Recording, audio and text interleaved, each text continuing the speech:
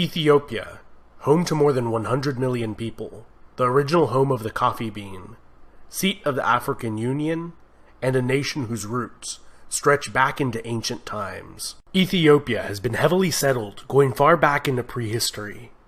Da'amet is the earliest known kingdom in this region, and was a contemporary of ancient Egypt and Nubia to the north. On the opposite side of the Red Sea, facing Da'amet, was the kingdom of Saba, in modern-day Yemen. These kingdoms appear to have had close ties, and some even theorize that they may have formed a single kingdom. According to Ethiopian tradition, this was the home of the legendary Queen of Sheba. She converted to the faith of Solomon of Israel, and bore his child, who returned to Ethiopia to rule as king, beginning a long line of Ethiopian kings, who claim direct descent from King Solomon. The Ethiopian Church today maintains the Ark of the Covenant was brought to this ancient kingdom during this period, and is being kept safely there under guard for more than 2,500 years. For unknown reasons, Da'amet gradually eroded into several city-states and successor kingdoms around 400 BC. One of these, Aksum, would evolve into the first well-documented great power to rise in Ethiopia, and was able to unite the northern Ethiopian highlands beginning around the 1st century BC, where they established bases on the Ethiopian plateau, and from there expanded. By the 1st century AD, they became a major player on the commercial route between the Roman Empire and ancient India.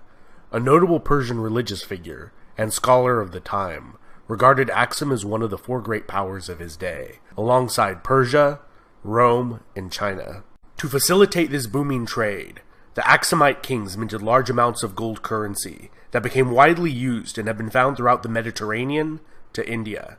Around 325 AD, the king Ezana converted to Christianity, making it the state religion, and was also the first state to ever use the image of the cross on its coins. Ezana campaigned against the kingdom of Kush to the north, as far as the borders of the Roman province of Egypt, and is believed to have been the reason for that 1,000-year-old kingdom's collapse. Included in his many titles were King of Kings, King of Saba, King of Salhen, and King of Himyar, which are all in modern-day Yemen, indicating that he either controlled or annexed these kingdoms.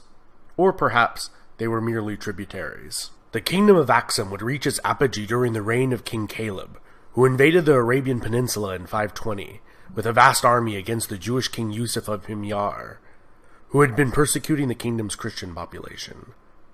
5 years after installing a native Christian viceroy, one of his own Aksumite generals killed the viceroy and declared himself king of Himyar. This general turned king, Abraha of Himyar, is mentioned in the Quran for his failed invasion of Mecca in the year 570.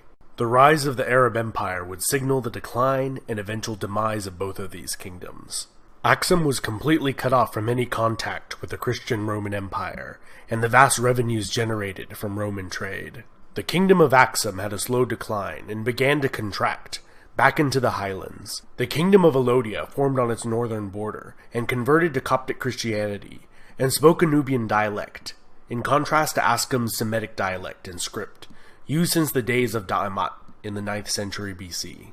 According to Ethiopian tradition, around the year 1000, a female pagan warlord overthrew the kingdom of Aksum, laying waste to the land, burning ancient churches to the ground, and hunting down all members of the royal family of Aksum.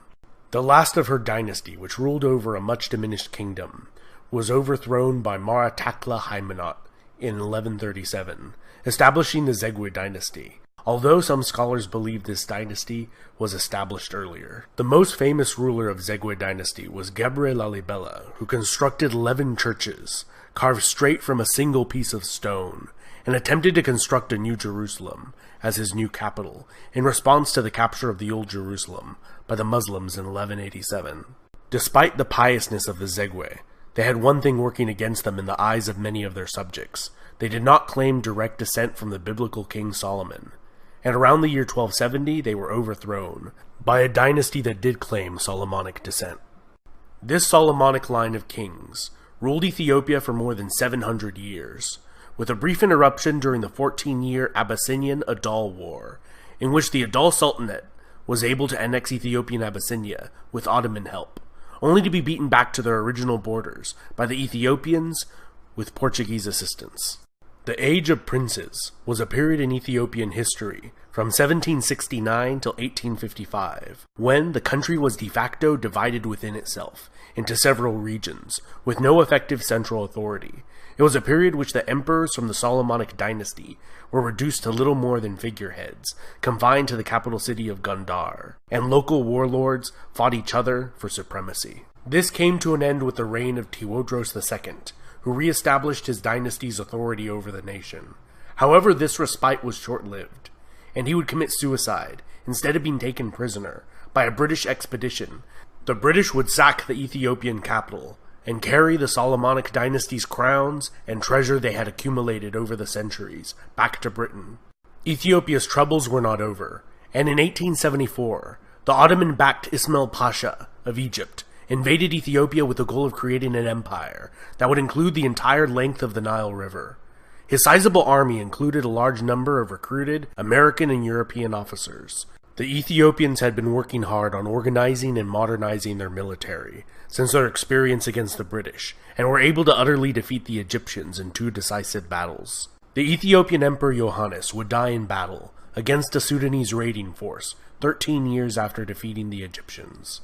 His successor, Menelik II, would expand the Ethiopian Empire and defeat a full-scale Italian invasion. The technologically superior Italians were decisively defeated in a bloody war that they expected to be a casual affair. 40 years later, masterminded by the Italian journalist turned dictator Benito Mussolini, the Italians invaded again, this time sending an overwhelming force of approximately 500,000 men, 600 aircraft, and 800 tanks. Despite this, the war was still a long and bloody affair. The Italians gained little from the annexation and committed widespread atrocities against the Ethiopian population, which they never fully managed to control. Ethiopian Emperor Haile Selassie returned to Ethiopia from exile in England to help rally the resistance. The British began their own invasion in January 1941 with the help of Ethiopian freedom fighters. The last of the organized Italian resistance in Italian East Africa surrendered in 1941, ending the Italian rule.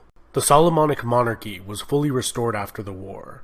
In the decades that followed, Haile Selassie would begin to slowly implement democratic reforms in the nation. However, many blamed his grasp on power for the slow pace of modernization. During the Cold War, Selassie received the backing from the United States, and when widespread drought and famine hit the nation in 1974, the aged monarch was overthrown by a socialist faction in the military. They viewed Selassie as an agent of the corrupt capitalist West, and united with Eritrea, forming a larger chaotic state that was plagued by infighting and disastrously planned and implemented socialist policies. Eventually, Mengistu Haile Mariam brought an end to the more than decade-long power struggle and attempted the creation of a state following the Soviet model, famines and genocide included. In 1991, as rebels closed in on the capital of Addis Ababa, he fled and was granted asylum in Zimbabwe as an official guest of Zimbabwean President Robert Mugabe, where he still resides today at the age of 80, despite calls for his extradition. This was followed by a transitional government in Ethiopia, which drafted a new constitution allowing any of the nation's ethnic regions to secede if they ever wanted to. Eritrea did so right away, and the remainder is the modern nation-state of Ethiopia. This has been Epimetheus. Huge thanks to all my awesome patrons over on Patreon who help me with this channel's expenses, and my fantastic subscribers. If you're new to this channel, don't forget to sub, hit the bell icon to get notifications every time I make a new video, and smash that like button. One more interesting bonus fact for you if you made it to the end of the video. The Rastafari religion, originating in Jamaica in the 1930s, regards Ethiopian Emperor Haile Selassie as the second coming of Christ and the embodiment of Jah on earth.